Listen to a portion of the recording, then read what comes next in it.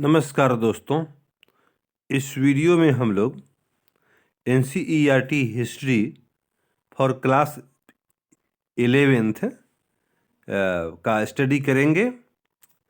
आज ये इस चैप्टर का ये 5वां वीडियो है। तो इस चैनल पे आपको एनसीईआरटी हिस्ट्री स्टैंडर्ड 6 से लेकर के स्टैंडर्ड 12 तक पढ़ाया जा रहा है, जिसमें स्टैंडर्ड 6, 7, 8, 9, 10, 11 कंप्लीट हो चुका है। 11 ये हो रहा है और 10 तक कंप्लीट है। ये 12 इसके बाद पढ़ाया जाएगा। तो कम्पिटिटिव एग्ज़ाम्स में शामिल होने वाले स्टूडेंट्स के लिए ये बहुत ही इम्पोर्टेंट है, क्योंकि इस एकेडमिक एग्ज़ाम समाप्त होने के बाद आपको कंपटीशन की दुनिया में आना है, जहाँ पे ये एनसीईआरटी हिस्ट्री का बहुत बड़ा रोल होता है। तो इसी को ध्यान में रख करके एक ही चैनल पे स्टैंडर्ड 6 से लेकर के स्टैंडर्ड 12 तक का एनसीईआरटी का हिस्ट्री अपलोड किया जा रहा है। तो आज हम लोग यहाँ से स्टार्ट करते हैं इसको। परवर्ती पुराकाल। इस अध्याय के अंत में हम रोमन साम्राज्य की अंतिम शताब्दियों में उसके सांस्कृतिक परिवर्तनों पर दृष्टिपात करेंगे। परवर्ती पुराकाल शब्द का प्रयोग रोम साम्राज्य के उद्भव, विकास और पतन के इतिहास की उस अंतिम दिलचस्प अवधि का वर्णन करने के लिए किया जाता है, जो मोटे तौर पर 4वीं से 7वीं शताब्दी तक फैली हुई थी। यहाँ तक कि 4वीं शताब्दी स्वयं भी अनेक सांस्कृतिक और आर्थिक हलचलों से परिपूर्ण थी। सांस्कृतिक स्तर पर इस अवधि में लोगों के धार्मिक जीवन में अनेक महत्वपूर्ण परिवर्तन हुए, जिनमें से एक था सम्राट कॉन्स्टेंटाइन द्वारा ईसाई धर्म को राजधर्म बना लेने का निर्णय। अर्थात सम्राट कॉन्स्टेंटाइन ने ईसाई धर्म को राजधर्म बनाने का निर्णय किया। और दूसरा था 7वीं शताब्दी में इस्लाम का उदय। इस्लाम का उदय भी एक दूसरी महत्वपूर्ण घटना थी। वो 7वीं शताब्दी में इस्लाम का उदय हुआ। लेकिन राज्य के ढांचे में भी उतने ही महत्वपूर्ण परिवर्तन हुए। ये परिवर्तन सम्राट डायोक्लिशियन 284 से 305 के समय से प्रारंभ हुए। सम्राट डायोक्लिशियन ने देखा कि साम्राज्य का विस्तार बहुत ज़्यादा हो चुका है और उसके अनेक प्रदेशों का सामरिक या आर्थिक दृष्टि से कोई महत्व नहीं है। इसलिए उसने उन हिस्सों को छोड़कर साम्राज्य को थोड़ा छोटा बना लिया। उसने साम्राज्य की सीमाओं पर किले बनवाए, प्रांतों का पुनर्गठन किया और असैनिक कार्यों को सैनिक कार्यों से अलग कर दिया। साथ ही उसने सेनापतियों को अधिक स्वायत्तता प्रदान कर दी, जिससे ये सैन्य अधिकारी अधिक शक्तिशाली समूह के रूप में उभर आए। कॉन्स्टेंटाइन ने इनमें से कुछ परिवर्तनों को पुख्ता बनाया मतलब मजबूत बनाया, और अपनी ओर से भी कुछ परिवर्तन किए। उसके द्वारा मुख्य रूप से मौद्रिक क्षेत्र में कुछ नए परिवर्तन किए गए। मुद्रा के क्षेत्र में उसने सॉलिडस नाम का एक नया सिक्का चलाया। सॉलिडस क्या है? सिक्का है। सिक्का चलाया जो 4.5 ग्राम शुद्ध 4.5 ग्राम शुद्ध सोने का बना हुआ था। यह सिक्का रोम साम्राज्य समाप्त होने के बाद भी चलता रहा। ये सॉलिडस सिक्के बहुत बड़े पैमाने पर ढाले जाते थे और लाखों करोड़ों की संख्या में चलन में थे। कॉन्स्टेंटाइन का एक अन्य नवाचार था एक दूसरी राजधानी कुस्तुनतुनिया का निर्माण, जहां तुर्की में आजकल इस्तांबुल नगर बसा हुआ है। पहले इसे बाइजेंटाइन कहा जाता था। यह नई राजधानी 3 ओर समुद्र से घिरी हुई थी। क्योंकि नई राजधानी के लिए नई सेनेट की जरूरत थी, इसलिए 4वीं शताब्दी में शासक वर्गों का बड़ी तेजी से विस्तार हुआ। मौद्रिक स्थायित्व और बढ़ती हुई जनसंख्या के कारण आर्थिक विकास में तेजी आई। पुरातत्वीय अभिलेखों से पता चलता है कि औद्योगिक प्रतिष्ठानों सहित ग्रामीण उद्योग धंधों में व्यापार के विकास में पर्याप्त मात्रा में पूंजी लगाई गई। इनमें तेल की मिलें और शीशे के कारखाने, पेंच की प्रेसें तथा तरह तरह की पानी की मिलें जैसी नई प्रौद्योगिकियां महत्वपूर्ण हैं। धन का अच्छा खासा निवेश पूर्व के देशों के साथ लंबी दूरी के व्यापार में किया गया, जिससे ऐसे व्यापार का पुनरुत्थान हुआ।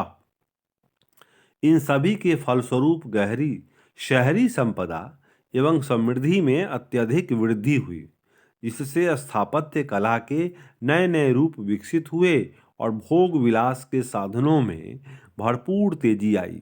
शासन करने वाले कुलीन पहले से कहीं अधिक धन संपन्न और शक्तिशाली हो गए। मिस्र में परवर्ती शताब्दियों के पैपायरस पौधे के पत्तों पर लिखे हुए सैकड़ों दस्तावेज मिले हैं, जिनसे यह पता चलता है कि तत्कालीन समाज अपेक्षाकृत अधिक खुशहाल था, जहां मुद्रा का व्यापक रूप से इस्तेमाल होता था और ग्रामीण संपदाएं भारी मात्रा में सोने के रूप में लाभ कमाती थीं। उदाहरण के लिए 6ठी शताब्दी के दौरान जस्टिनियन के शासनकाल में अकेला मिस्र प्रतिवर्ष 25 लाख सॉलिडस लगभग 35,000 पाउंड सोना से अधिक धनराशि करों के रूप में देता था। निस्संदेह पश्चिमी एशिया के बड़े बड़े ग्रामीण इलाके 5वीं और 6ठी शताब्दियों में आज 20वीं शताब्दी की तुलना में भी अधिक विकसित और घने बसे हुए थे। इसी सामाजिक पृष्ठभूमि के आधार पर इस अवधि में आगे चलकर अनेक सांस्कृतिक परिवर्तन हुए। यूनान और रोम वासियों की पारंपरिक धार्मिक संस्कृति बहुदेववादी थी। ये लोग अनेक पंथों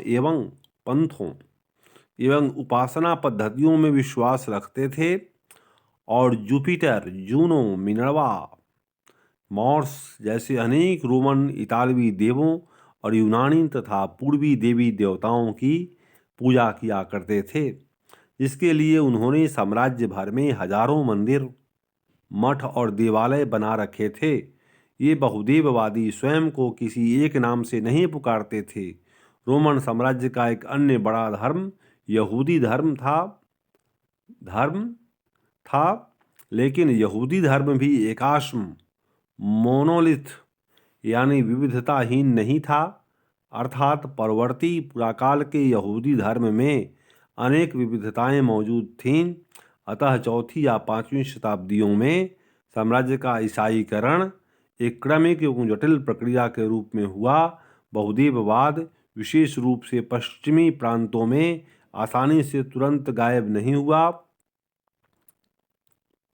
अब ईसाईकरण के विषय में थोड़ी बात कर लें तो ईसाईकरण उस प्रक्रिया को कहते हैं जिसके द्वारा ईसाई धर्म भिन्न भिन्न जन समूहों के बीच फैलाया गया और वहाँ का प्रमुख धर्म बना दिया गया। हालांकि ईसाई धर्म प्रचारक वहाँ प्रचलित बहुदेववादी मतांतरों तथा धार्मिक रीति रिवाजों का लगातार विरोध करते रहे और ईसाई जन साधारण की तुलना में बहुदेववाद की निंदा करते रहे। 4ठी शताब्दी में भिन्न भिन्न धार्मिक समुदायों के बीच की सीमाएं इतनी कठोर एवं गहरी नहीं थीं जितनी कि आगे चलकर हो गईं।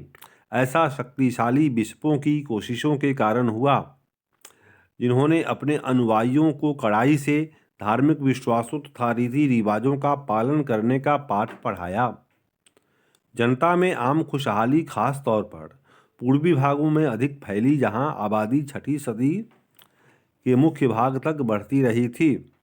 हालांकि यहां प्लेग की महामारी का प्रकोप हो चुका था, जिसके कारण 540 के दशक में लगभग संपूर्ण भूमध्य सागरीय प्रदेश प्रभावित हो गया था। इसके विपरीत पश्चिम में साम्राज्य राजनीतिक दृष्टि से विखंडित हो गया, क्योंकि उत्तर से आने वाले जर्मन मूल के समूहों गोथ, वैंडल, लोम्बार्ड आदि ने सभी बड़े प्रांतों को अपने कब्जे में ले लिया और अपने अपने राज्य स्थापित कर लिए, जिन्हें रोमोत्तर पोस्ट रोमन राज्य कहा जा सकता है। इनमें से सबसे महत्वपूर्ण राज्य थे स्पेन में विसिगोथों का राज्य।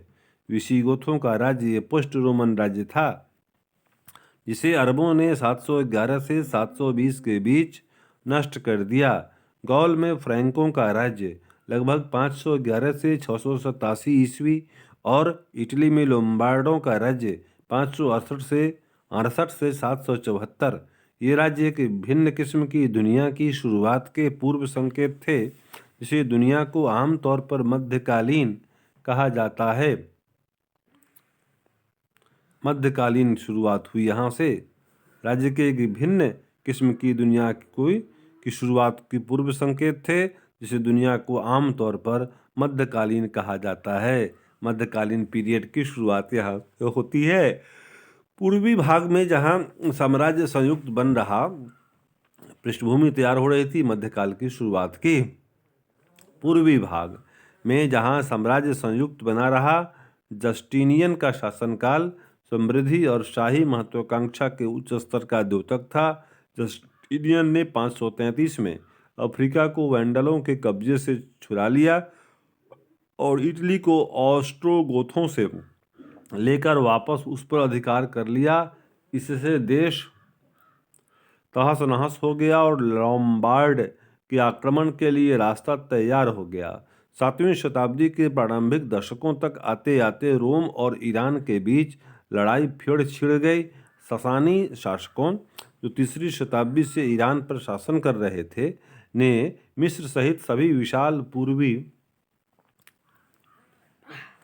प्रांतों में बड़े पैमाने पर आक्रमण कर दिया। बाइजेंटियम, अब रोम साम्राज्य को ज़्यादातर इसी नाम से जाना जाता था, ने 620 के दशक में इन प्रांतों पर फिर से अपना कब्जा कर लिया। लेकिन उसने कुछ ही वर्ष बाद उसे दक्षिण पूर्व की ओर से एक बहुत जोरदार अंतिम धक्का लगा, जिसे वह सहन नहीं कर सका। अरब प्रदेश से शुरू होने वाले इस्लाम के विस्तार को प्राचीन विश्व इतिहास की सबसे बड़ी राजनीतिक क्रांति कहा जाता है। अरब प्रदेश से शुरू हुआ ये इस्लामिक विस्तार। 642 ईस्वी तक, जब पैगंबर मोहम्मद की मृत्यु को मुश्किल से 10 साल हुए थे, पूर्वी रोमन और ससानी दोनों राज्यों के बड़े बड़े भाग भीषण युद्ध के बाद अरबों के कब्जे में आ गए। किंतु हमें यह बात ध्यान में रखनी चाहिए कि उभरते हुए इस्लामी राज्य की जीतें, जो एक शताब्दी बाद अंततः स्पेन, सिंध और मध्य एशिया तक फैल गईं, अरब जनजातियों को ही पराजित करने से हुई।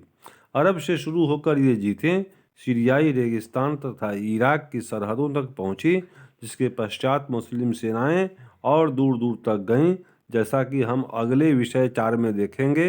अरब प्रायद्वीप और वहाँ रहने वाली अनेक जनजातियों के एकीकरण के कारण ही इस्लाम धर्म का क्षेत्रीय विस्तार हुआ।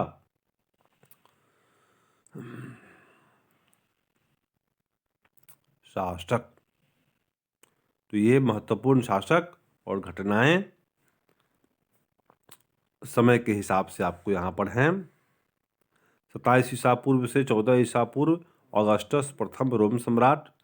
27 ईसा पूर्व लगभग 24 से 79 तक ये नीचे, और ये इसमें 27 ईसा पूर्व में ऑक्टोवियन द्वारा स्थापित प्रिंसिपेट वह अब अपने आप को ऑगस्टस कहने लगा था। ये 24 से 79 वरिष्ठ प्लिनी का जीवन। विसुवियस नामक ज्वालामुखी के फटने से उसकी मृत्यु। विसुवियस ने रोमन नगर पोम्पेई को भी अपने लावे में दफन कर लिया था। 66 से 70 में विशाल यहूदी विद्रोह और रोमन सेनाओं का जेरूसलेम पर कब्जा। लगभग 115 में त्राजान की पूर्व में विजयों के बाद रोमन साम्राज्य का अधिकतम विस्तार 212 में हुआ। साम्राज्य के सभी मुक्त निवासियों को रोमन नागरिक का दर्जा दे दिया गया। 224 में ईरान में नया वंश स्थापित, जिसे उनके पूर्वज ससान के नाम पर ससानी कहा गया। 250 का दशक, फारसवासियों ने फरात के पश्चिम में स्थित रोमन प्रदेशों पर आक्रमण किया। 258 में कार्थेज के साइप्रसवासी बिशप को मृत्युदंड। 260 का दशक, गैलिनस ने फिर से सेना संगठित की।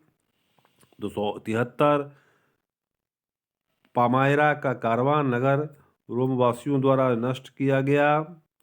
273 पामायरा का कारवां नगर हो गया। 297 में डायक्लोशियन ने 100 प्रांतों में साम्राज्य का पुनर्गठन किया।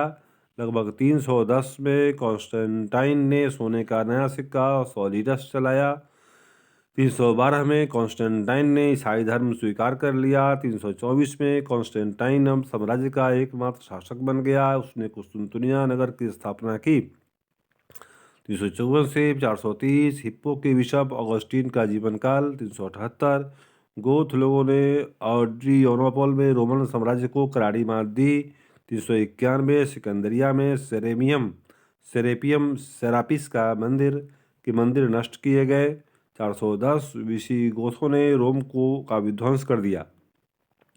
428 वैंडल लोगों ने अफ्रीका के प्रदेश पर कब्जा कर लिया। 434 से 53 में अट्ठिला नामक हूण का साम्राज्य। 493 ऑस्ट्रोगोथों ने इटली में स्वराज्य स्थापित किया। 533 से 50 जस्टिनियन द्वारा अफ्रीका और इटली को मुक्त करा लेना। 541 से 70 क्यूबोनिक प्लेग का प्रकोप हुआ। 568 लॉम्बार्ड लोगों ने इटली पर आक्रमण किया। लगभग 570 में पैगंबर मोहम्मद का जन्म हुआ। 674 से 19 फारस के शासक खुसरो द्वितीय ने पूर्वी रोम प्रदेशों पर आक्रमण करके उन पर कब्जा कर लिया। 622 में पैगंबर मोहम्मद और उनके साथी मक्का छोड़कर मदीना चले गए। 633 से 42 अरब विजयों का पहला और महत्वपूर्ण चरण। मुस्लिम सेनाओं ने सीरिया, फिलिस्तीन, मिस्र, इराक और ईरान के कुछ हिस्सों पर कब्जा कर लिया।